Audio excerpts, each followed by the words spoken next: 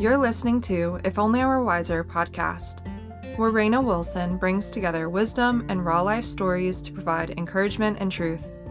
So many times it's easy to become discouraged in your own pursuit of health because your story or circumstances look drastically different from your favorite influencer or even the expectations you had for yourself. If that is you, welcome! This space is for you to learn, breathe, and maybe just listen and see what wellness could look like for you. Hey friends, welcome back to the If Only I Were Wiser podcast. On today's episode, I have sweet fellow non-toxic mama friend, Kristen Van Gilse.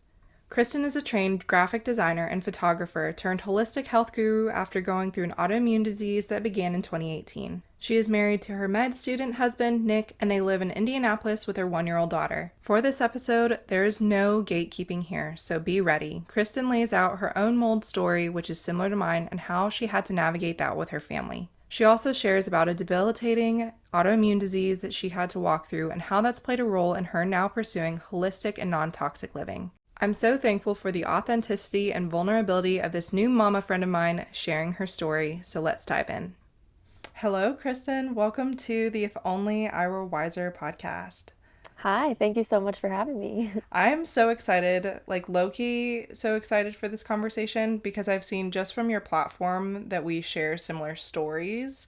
So it's just like so encouraging and exciting to hear like somebody else's life story. Yeah, thanks. I'm so excited. So before we get into that, I would love to start with just hearing a little bit about you. What does your family look like? What is like a day in the life, just look like for you right now? Yeah, so I am a wife. I have a 1-year-old daughter. She's, at the time of this recording, she is 16 months old.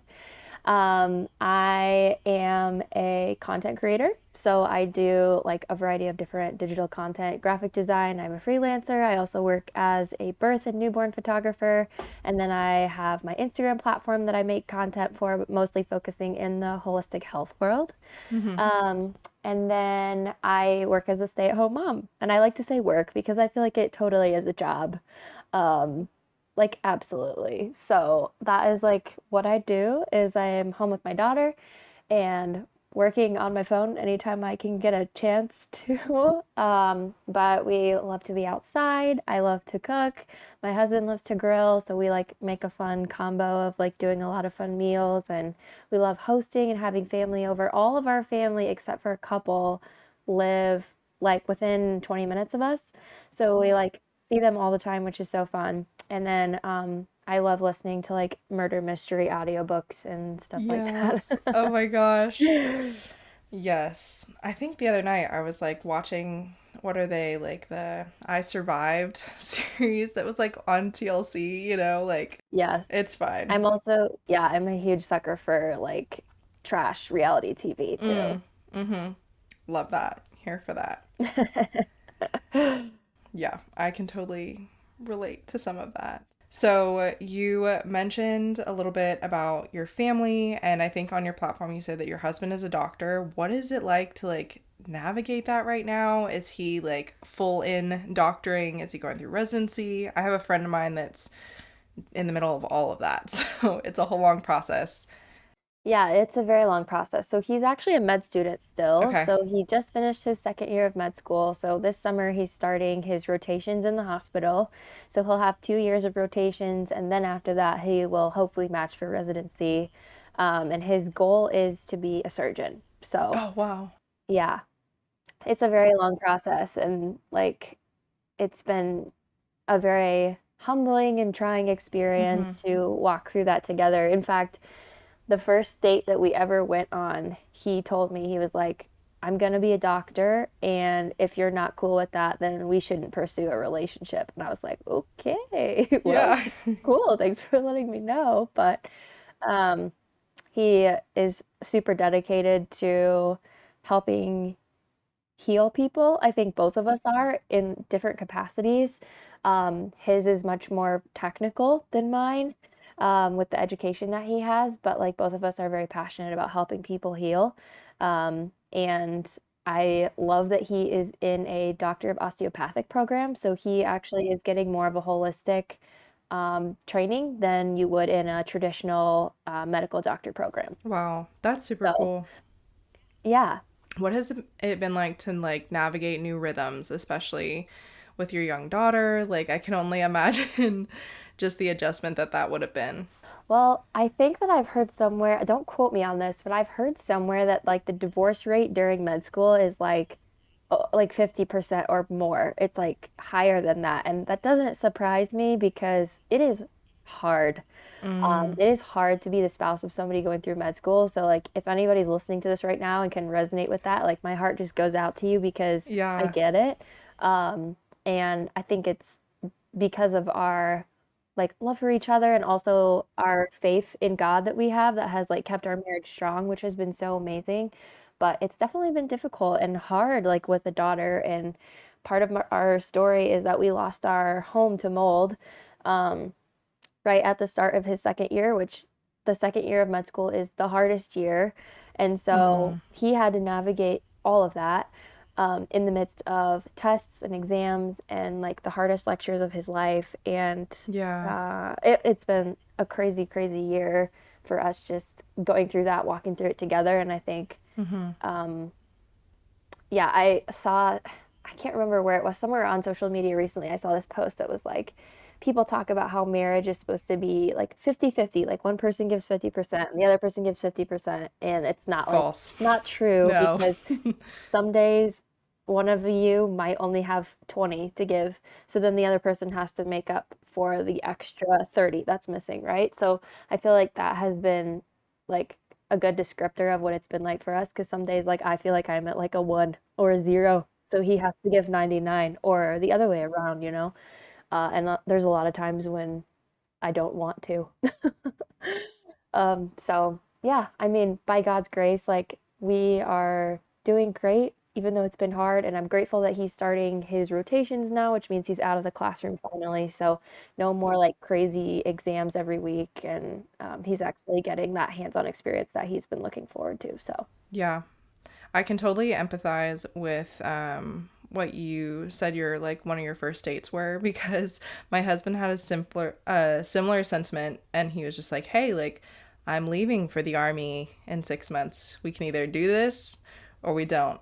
And he actually ghosted me. I don't know if I've ever shared this on a podcast, but when my husband and I met, we had been set up through a mutual friend and he first reached out and then ghosted me for like 2 weeks. And so I had gone to my mutual friend and been like, no, no, no, we're not doing this. Like, I'm not playing games. Like, I was about to start a full new, like, residency ministry position. I heard he was in the army. I was like, we're not entertaining this. Then, we had our first date. My husband, now husband, was like, I'm going off to the army. And then I, like, left that date and I was like, well, this is my husband. I remember calling my mom and being like, this is my husband. So, at least you knew what to expect, right? yeah. So got roped into it as well. But I am super curious about what the last year, 2 years ish, has looked like for you. As you've mentioned, your mold story, our family is actually navigating that very similarly right now, too. So I would just love to start there and just kind of hear like, it can be super overwhelming. We've had PJ Harlow is a good friend of mine. I've had her on here for the podcast as well. Love her. She's a gem. So she has been able to help us through this whole process, but I'm just curious, like, what has it been like for you? Because it can be super overwhelming to see from the outside in. Yeah, I feel like mold is one of those topics where like if you aren't currently walking through it or haven't walked through it, you just like don't even like you feel like you can't even go there. Like you can't even begin to comprehend. Yeah. Uh, and for anybody who has gone through like the devastation of mold toxicity, I kind of describe it as like having your house burned out, except people don't really understand it. Like when your house burns down, people are like, that is horrible. And then they like immediately come to your aid and like whatever. And then like when you have mold and you're trying to tell people like we lost everything to mold, they're like, What? Yeah. huh? And so yeah.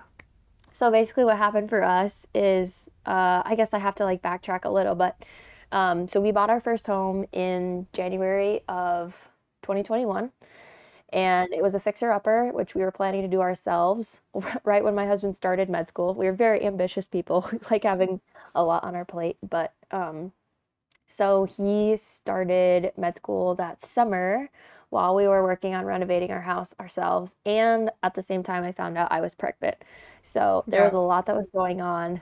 And we felt like, well, we're just doing all the life changes all at once. Woohoo! So yeah, so I went through my pregnancy and then that following spring or winter, so about a year after we had purchased our home, early 2022, I gave birth to my daughter. Um, and that like it was probably the best experience of my life, like giving birth Mm. in my like top two best days of my life. It would be like maybe top three best days of my life would be like giving my life to Jesus, Mm-hmm. getting married to my husband, and giving birth to my Yeah. daughter. It was a Yeah. crazy, crazy experience, but so empowering. Um, so we brought her home in February, and then within like 3 weeks, she started showing some very strange health symptoms. Mm. So she had extremely severe reflux, which I knew that like spitting up is normal for babies, but I was like, this seems like a lot. Um, and then also we were noticing mucus in her stool. So I was like examining her diapers and looking at them and realizing they didn't really look normal to what I had thought was normal for newborn bowel movements. And she was getting super severe acne on her face, which Wow. again, Yeah. baby acne is the thing, right? Like they're getting used to the outside world for the first time. But it was really, really severe. Like we have photos of her just like she looked like a 14-year-old teenager, like going through puberty. It was so bad. And then she also was getting random hives on her feet and legs that seemingly correlated to nothing in particular. So I decided to try a bunch of food elimination. So we cut out some things that I was hadn't already been not consuming. So we cut out like Mm-hmm. dairy, more processed sugar. That was when I finally like fully closed the door on seed oils.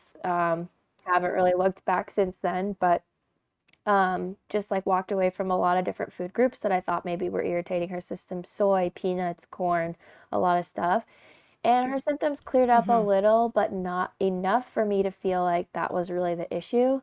And so it was around then that I started like, I feel like the blinders were kind of taken off my eyes from within the holistic community of like, okay, I have seen so many practitioners talk about mold, and I just always was just like, doesn't relate to me or like not applicable. Right. Um, and so then I was like, well, I have never really thought about this before. Maybe this is something I should consider.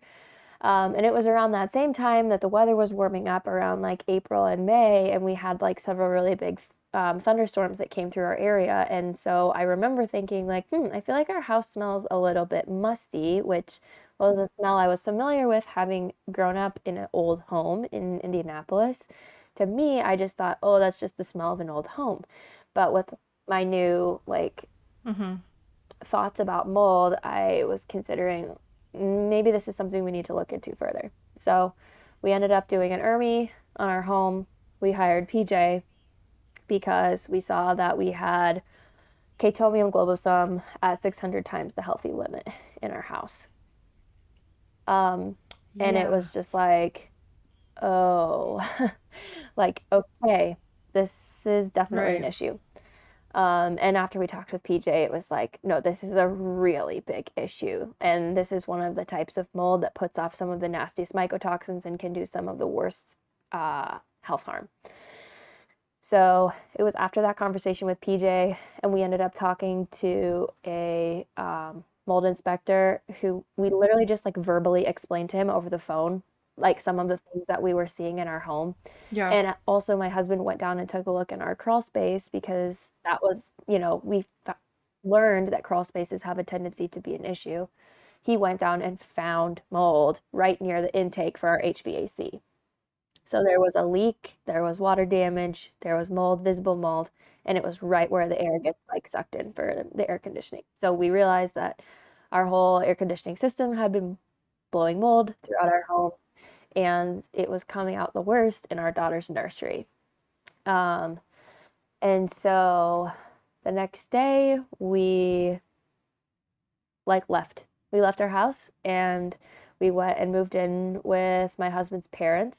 And we literally left our house with just the clothes on our back with no plan. We were like, we need to get out of here, but we don't know what we're going to do. Mm. Um, so we moved in with his parents, left all of our stuff behind, and then it took us about a month to determine like, okay, we're gonna go ahead and have like a basic remediation done on the house and then we're gonna sell it because we spoke with that same inspector who said like if you want to fully remediate your home and prevent future issues, it's going to be upwards of $30,000. Oh my gosh. Um, so we just decided to sell, and also he said because you're on a crawl space, it's like a high likelihood that those moisture issues would recur. Right. So you might run into the same thing 5 years down the road. And we just felt like with how sensitive our daughter had seemed to be to that whole situation, it wasn't worth it. So that's what we did. So we had like a team of family and friends that like suited up in hazmat suits essentially and went into our house and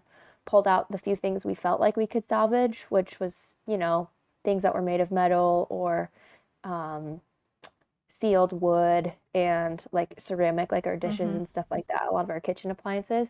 And then we went through a mold decontamination process with those items, and then everything else, any like bedding and soft furniture, we dispose of. And all of our daughter's baby things, we got rid of.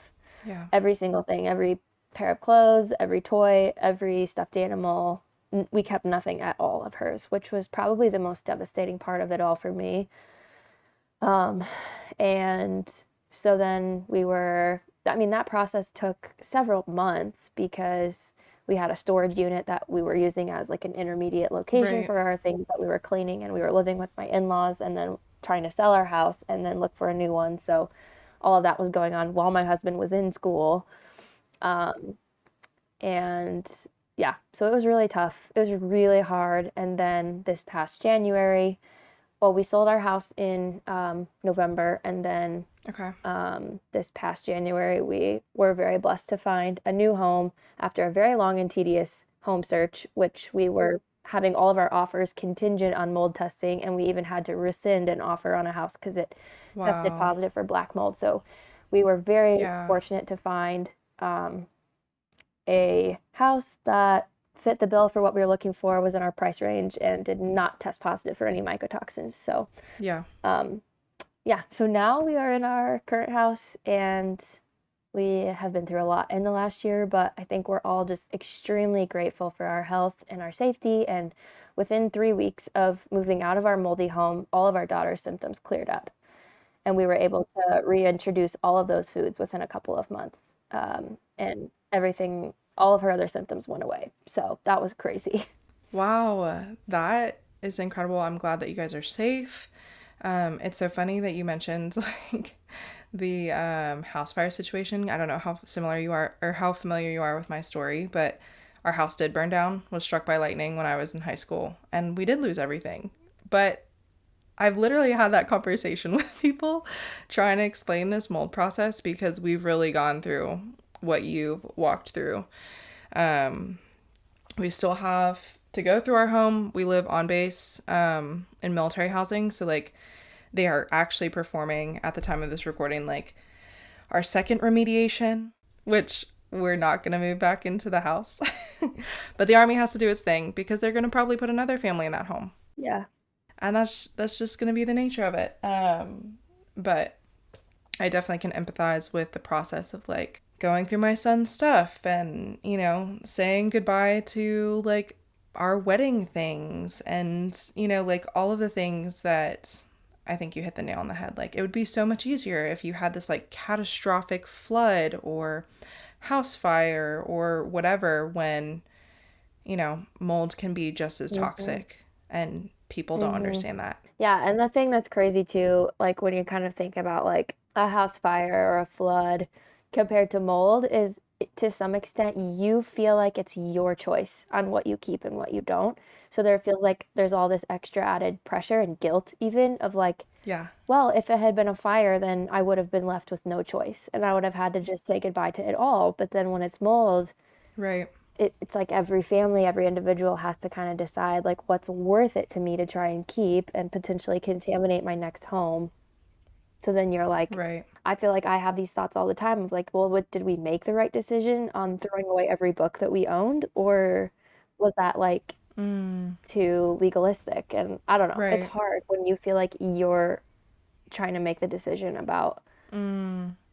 uh, what you can keep and what you can't to protect your family. Right. Yeah, especially when there's like people around you that are like watching you go through that situation and they don't understand. And then they're like, well, why don't you just keep your stuff and can't you clean everything? And like, wait, why are you asking people to like help buy you new things for your home when you already own that stuff? And it's just hard to explain that, you know what I mean? And then also there's the whole like all these people that will say, well, there's mold in my house and I feel fine. Right. So, yeah, there's just so many layers to it that are difficult.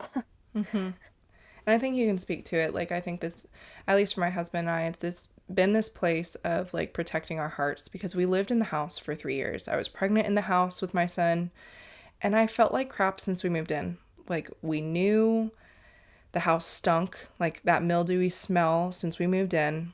We already had gone through a remediation, like at the time that PJ had stepped into the picture, we had already had a whole remediation done, so it's this navigating this balance of like trusting the Lord's sovereignty and like bringing faith into the decision making process and being like, Lord, at the end of the day, I know your hand of protection is over my life.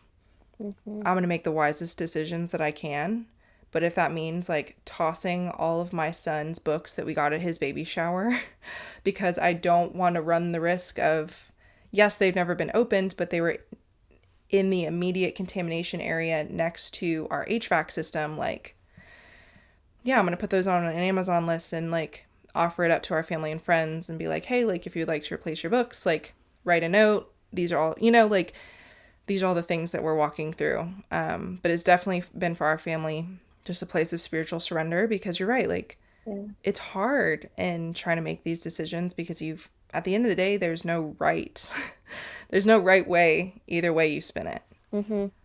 It's funny, like, I remember the first week that we left our house and we were just kind of in shock. That first day that we left, we went to Target to like buy enough clothes to get us through like 2 weeks before we would go back and start like sorting through stuff in the house. Yeah. And we were like walking through Target, and my husband was like, for the people that like know biblical references, he goes, I feel like half-assed Job.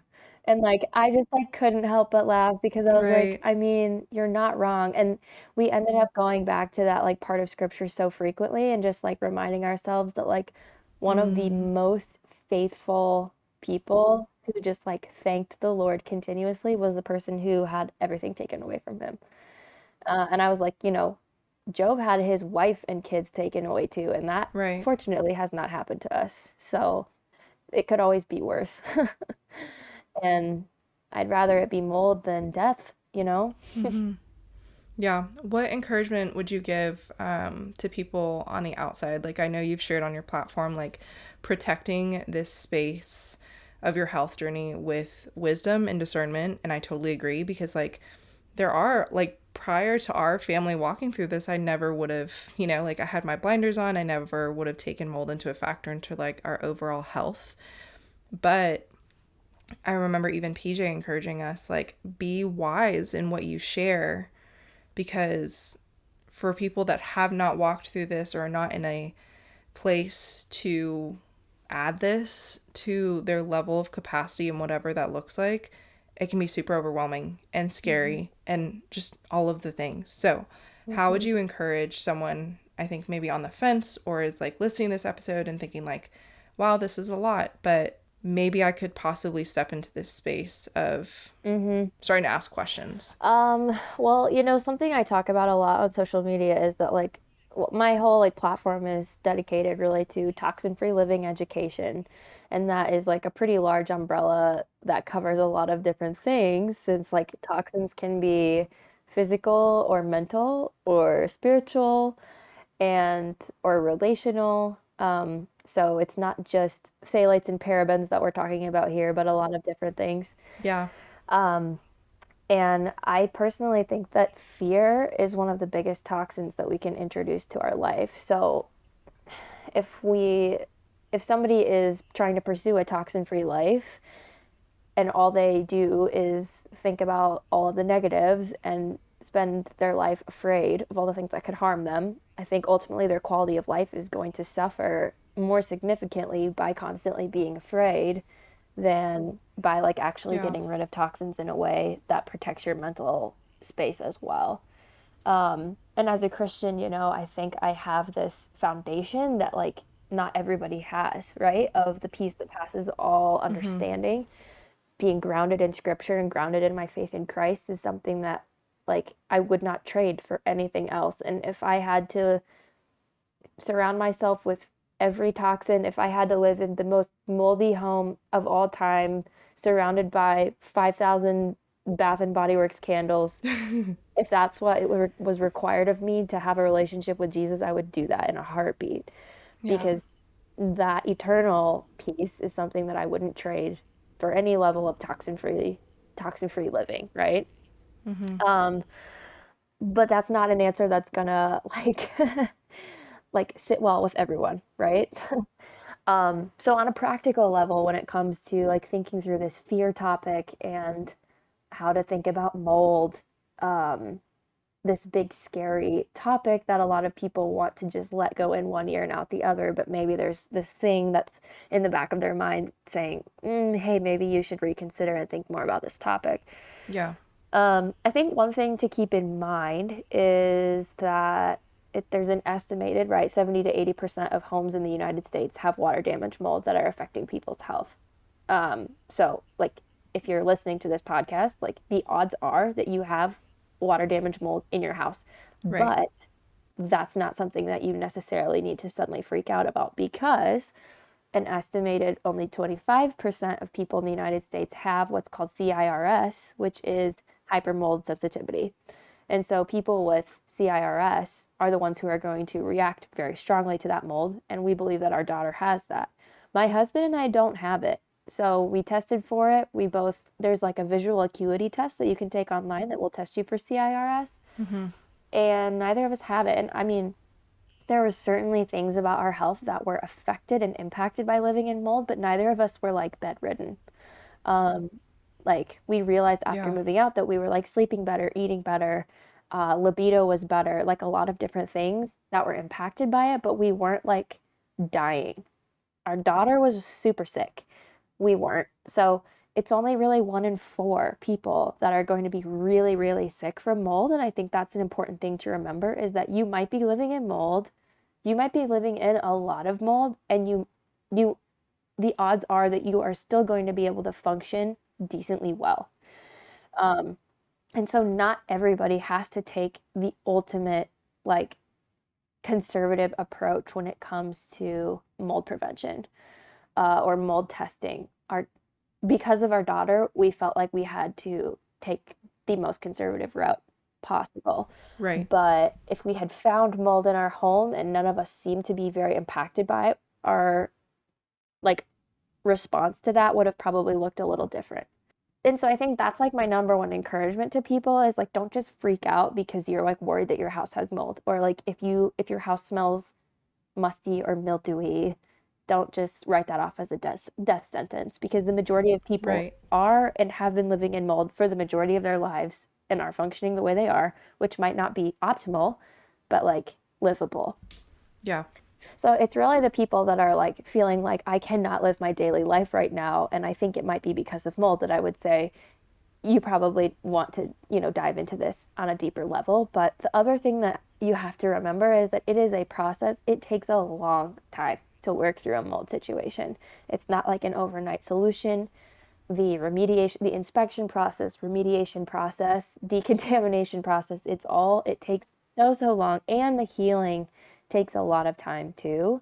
So if you're living in mold and have been for a while and suddenly you feel like you're waking up to that fact for the first time and you're like, I need to get out right now. I need to do this. I need to but I don't have the money, I don't have the time, whatever. Like, just remember that it's not like an overnight fix. And so, like, Mm-hmm. one more night in your moldy home, one more week, one more month, it's not going to kill you. It's like, it's going to be okay.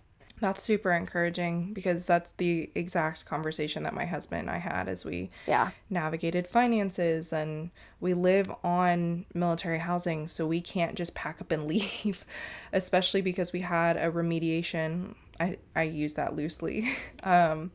Scheduled through Army contractors, which we have no say so. We couldn't even get, like, I still don't even know what they did the first time in our home. The only thing that they had told us was that they changed the carpets. Like, I literally have no idea what they're currently or had done in our home. And they won't release any of that information to us. So it was a conversation that my husband and I had and was like, you're about to leave for training. We need somewhere to live.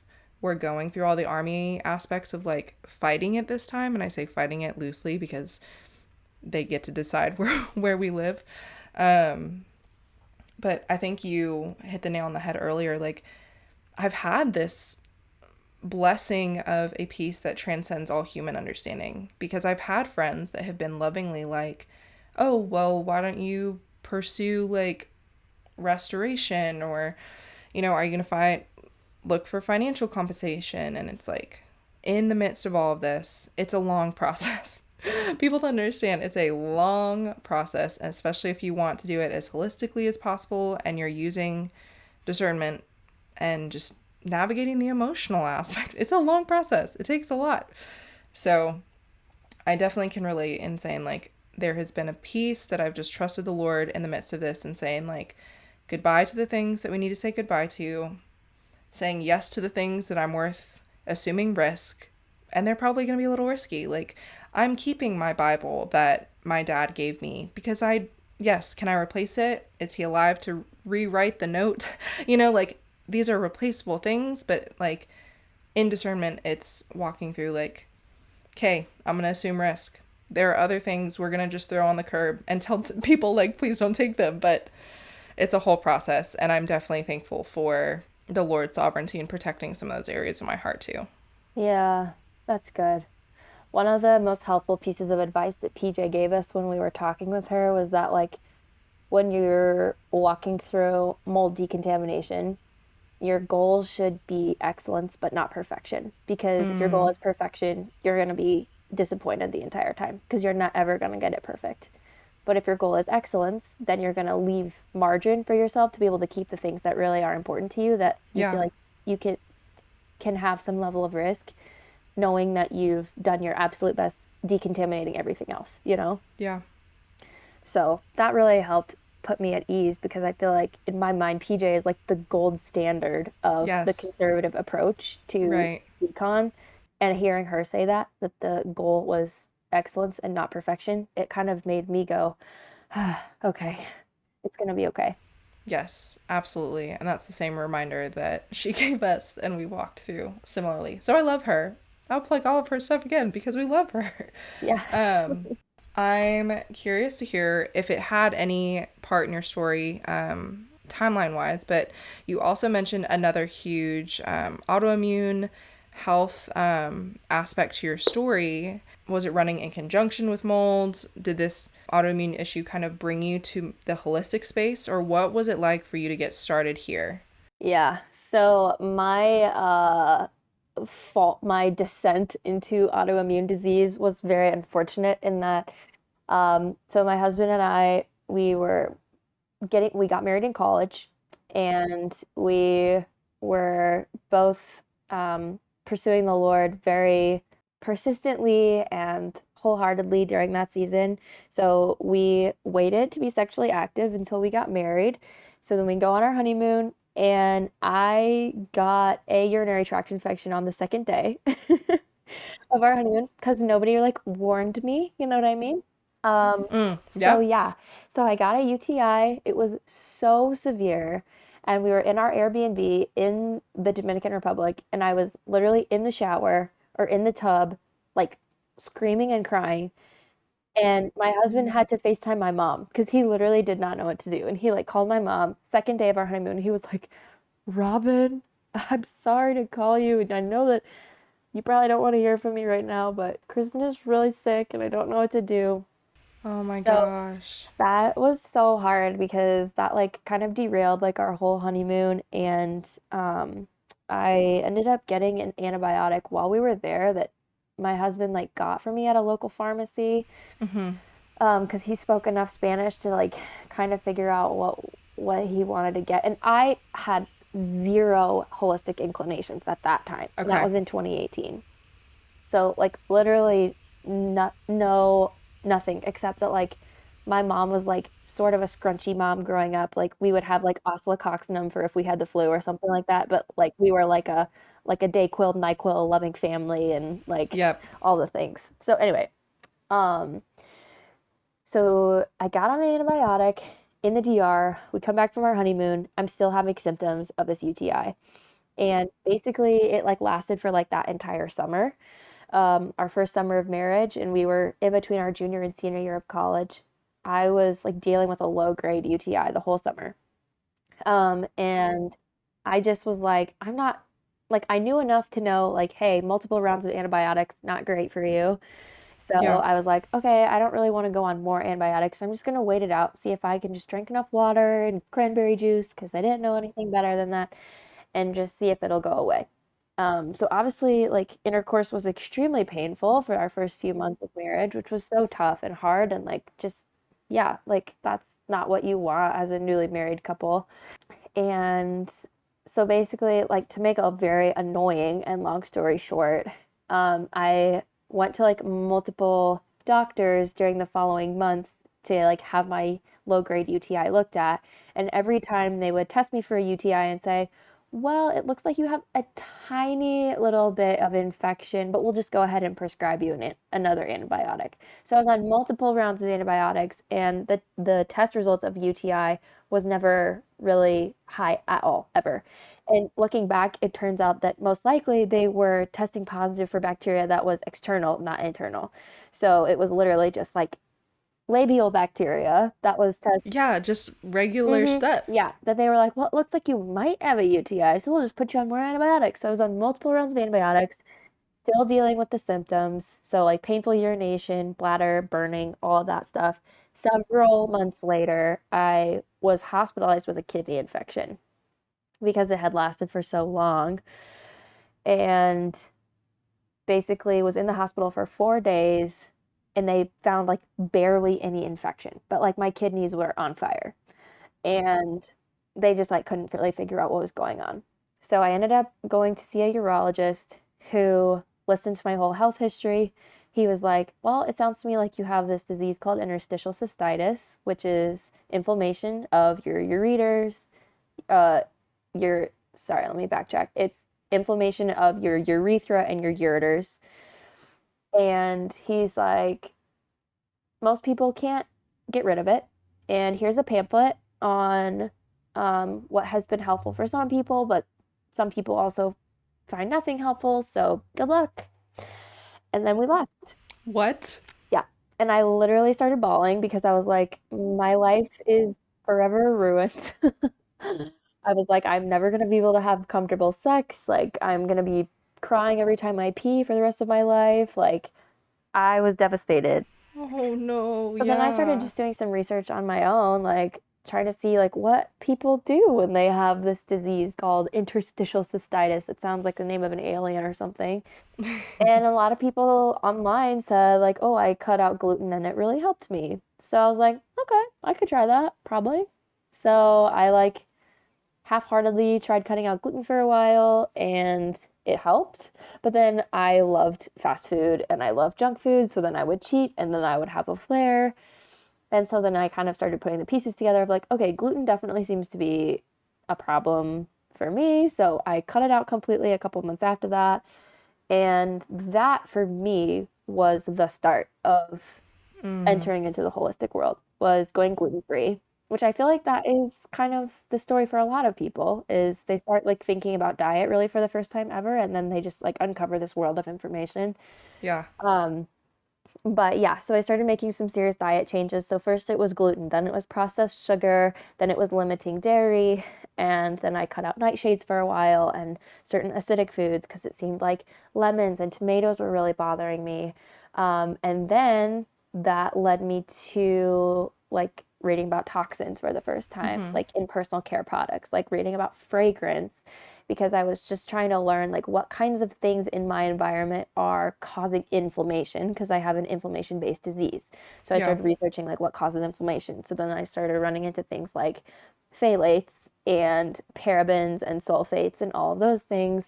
Um, so then I started switching out my personal care products and getting rid of things like candles and switching out our cleaning products. And it was a slow journey, Yeah. as it is. It's a slow, slow process learning all about that and switching everything out. But then we ended up moving into an apartment that was full of black mold.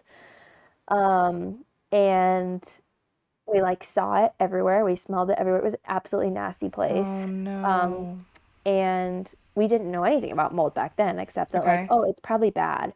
But that was when I felt the absolute worst, was in that apartment. My IC was just like out of control. Um, and we ended up like unexpectedly moving out of that apartment because we had a wasp infestation in our bedroom that our landlord wouldn't deal with. So we Oh ended my up, gosh. I got stung like in my sleep in the middle of the night. So we were like, we are leaving. So we actually left that apartment and like we weren't allowed to like end our lease because our landlord was being a stinker. So we ended up moving into my parents' basement for a while, which we found out a couple years later also was moldy. My parents have also just gone through the same thing as us. So they literally just went through a full mold remediation after finding out about what happened to us. They decided to look into it in their house too and Yeah. found almost the same kind of situation. So, anyways, Oh my we were living goodness. in the moldy apartment. Then we were living in my parents' basement, which was also moldy. And during this time was when I'm trying to heal my body. Mm-hmm. So then we finally get a new apartment that is brand new. So, um, we didn't that I know of, there was no like water damage at the time that we moved in, and that was when I really started to get better. Okay. And that was when I took like toxin free like a lot more seriously and started learning to cook really for the first time.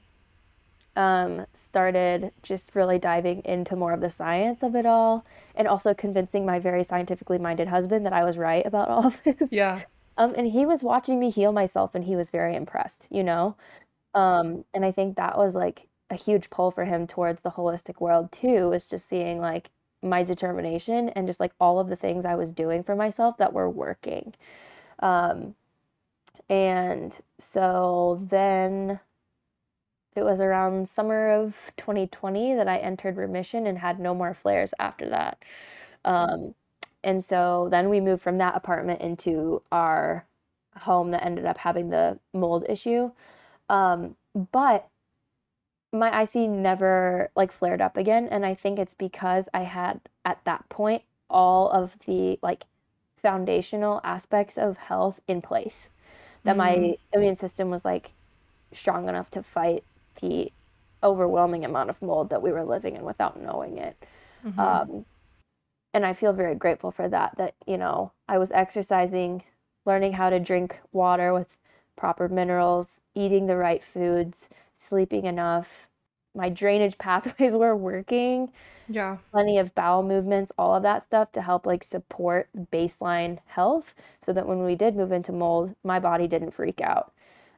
Even though looking back, I'm pretty certain that like the underlying cause for my interstitial cystitis was living in mold for the majority of my life because my parents' house was the same house I had grown up in for most of my life.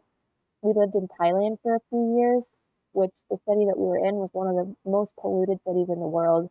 So I also know that that was a huge factor in me ending up having chronic illness. But when I was diagnosed with interstitial cystitis after getting married, I was coming off of 3 years of living in a very moist college dorm. So, like, it's Mm. no wonder to me looking back that that timing of that happened when it did because I had spent 3 years living on Chick-fil-A and living in mold in the Yeah. dorm. So Right. it's no surprise to me that I got sick when I did. Wow. Thank you so much for sharing that. That is quite a story. I, yeah, I can't imagine just to navigate that. But I'm also curious, like, you said that your husband was really supportive, which is awesome to hear because the whole crunchy community has some other thoughts about husbands in terms of hopping on the journey, but we meet them with love where they're at. Um, Yes. so, considering that he has a very, like you said, scientific and Western medicine background, where does he play a role in this? Like, he watched you do it firsthand. You guys have both kind of walked through this. Like, where do you guys meet in the middle? What has it been like for you guys to navigate that in your relationship and then parenting? Mm-hmm. Well, I'll be honest and say that like this topic is the number one point of contention in our marriage. Even though I would say that we have ended up on the same Mm-hmm. plane for most things. This is still, of all topics, this is the one that we tend to butt heads on and have to Yeah. work through the most. From his perspective, which, like, I obviously respect him to the nth degree, but he oftentimes feels like I don't have a lot of respect for the field that he's going into. Like, he feels like I just have a very like negative opinion overall of Western medicine, which he's probably not wrong about that. Like I'll be honest, like I probably do. Yeah. So that's something that I'm always trying to work on is like being more encouraging to him with how I speak about his career, and like being his number one supporter instead of just like making negative comments about it. And then for me, I feel like he has a hard time accepting things if there's not like really solid research backing it up. Like if it's conjecture or anecdotal, he like won't buy it at all. Um, Okay.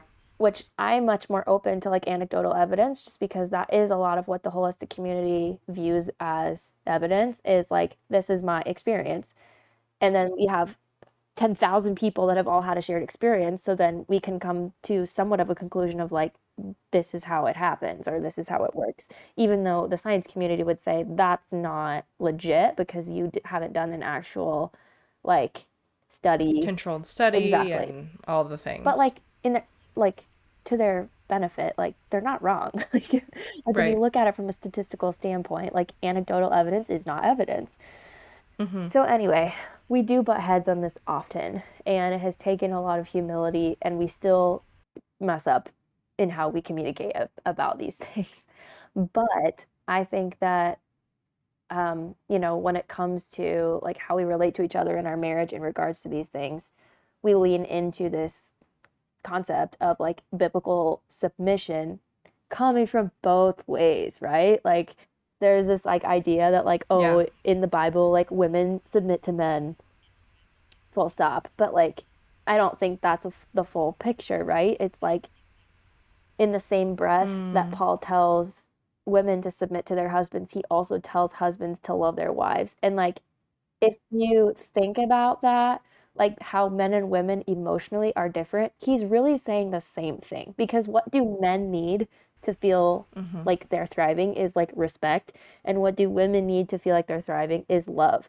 And if you kind of look at how men and women are created amazingly different by God, he's really telling them to do the same thing, which is like do the most loving thing for your Mm-hmm. spouse, which for a woman is to respect your husband and for a Yeah. husband is to love your wife. So when it comes to the topic of biblical submission, I don't believe that it's like, oh, I just have to like do what he says. You know what I mean? Like we're a team. We come to decisions Mm-hmm. together. We Right. talk about things together. We compromise together. He's not like telling me how things are going to go. So I think that like leaning into that concept like has been helpful because in a lot of ways he would say, Kristen, you've taught me a lot about health. And I think that's hard for him to say to a certain extent because like he has this like really extensive medical training, like textbook training based on real studies and real medications that save lives. But at the same time, he'll say like if it weren't for you, we'd still be living in mold and we'd all be sick. So, like, he definitely has like a very deep respect for what I do and how I research and Yeah. the way that I come to decisions about health. And for the most part, he's let me kind of like take the steering wheel on making decisions for our daughter's health. Like, for example, Okay. when she was born, he was definitely on board for a delayed vaccination schedule, and I was more of the mindset of I don't want her to be vaccinated at all. And we kind of like went back and forth on it, but because I was the one ultimately like making her doctor's appointments, I just decided not to book her for any vaccines. And Yeah. he just was like, okay. Like he was like, she's not in daycare, she's not gonna go to preschool, we're gonna homeschool. So at the end of the day, I'm not that worried about it. So that was kind of how we came to that conclusion. Um, but yeah, I mean, it's tough. It's not like a cookie cutter answer for how we navigate that. And sometimes we fight about it, honestly, but we try to be respectful. Mm-hmm. Um, and again, I'm super grateful that he is going to a DO school because they're getting much more of a holistic approach to modern medicine than you would in an MD program. Because the DO program Okay. is just as much focused on like spirit and mind as they are on body. And then they are also taught how to do like manipulation similar to chiropractors. Um, so they're treating the whole body as one rather than just focusing on symptoms, which is so important. And I feel like DOs are doing a really good job of kind of bridging that gap of being like trained Western medical professionals who also have like a good understanding of like it also has to do with your mental health, your spiritual health, your like your spinal alignment if you're having like chronic migraines, Right. you know? But then at the same time, they're not being trained in like mold toxicity and I mean, there's a lot of things. They're not necessarily going to be telling their patients to get rid of their candles if Yeah. they have headaches all the time, right? They're still maybe going to be prescribing a medication, but they're not just pill pushing. Uh, they're going to try to figure out more so like what's at the, as we like to say in the holistic world, the root cause, right? That's not a medical term at all. So my husband hears me say root cause and he's like, Yeah. "That's stupid." I'm like, "Okay." Right. But they're trying to figure out like what's at the heart, and I have so much respect for that and gratitude that that's the kind of training he's getting. Absolutely. And from the outside looking in, like, I think it's an abundance of gratitude because you're right. It's like being willing to stand in the middle when I feel like in our culture, we're going through this great divide of like Western medicine and their beliefs, their propaganda, as well as like full crunchy, full, I'm going to run off into the woods and never come back and, banish people for all time. Hmm. So I really love that and grateful that he's stepping into that in between space because I think a lot more people should be doing that. So I have so thoroughly enjoyed this conversation. It felt just like a normal girl chat, real life chat. So I would love to just plug your page. Where can our community connect with you? Do you have any services that you offer that they can get plugged into? Yeah, so you can find me on Instagram at Kristen Van Gilse. I'm very active there, especially on stories. I love showing up there and talking about daily life and sharing all my favorite toxin-free products and brands and helping people educate themselves on what's in the things that you're purchasing. I also have a guide that you can find through the link in my bio that is called Practically Toxin Free. And I have stage one that is currently released. There are stage two and three in the works right now. But stage one is for people that are kind of brand new to the world of toxin free and they want to start swapping out their personal care products and their cleaning products in their home for ones that are not going to be causing them any health harm. So it's like a step-by-step process guide that allows you to work room by room in your house to swap out toxic products. So I created that guide for people who are wanting to take the next step in their health journey. So you can find that through the link in my bio. And then I also do offer one-on-one calls for people who are wanting some more personalized info on toxins and or some help with walking through mold because we've been through it. I want to be able to offer that kind of help to people who are like, maybe this is something I should think about. I can help them walk through their home, Mm, check for where there might be water damage, and give advice on like what next steps to take, whether that be hire somebody like PJ or hey, I think you're probably okay. Um, maybe try to find a holistic practitioner to work through some other like potential root cause issues. And obviously, I have to disclaim and say that I'm not a doctor. I don't have any kind of holistic health like professional training. I'm just a mom who has learned how to heal herself and has walked through this on a personal level. So like very passionate about helping other people do the same. Um, so yeah, and also if anybody is local to Indianapolis, I am a birth and newborn photographer as well, and I take clients year round because I love celebrating moms and parents. Oh, yes. When you said that, I was so jealous because I was like, oh, that'd be so fun. Please come visit. Yes.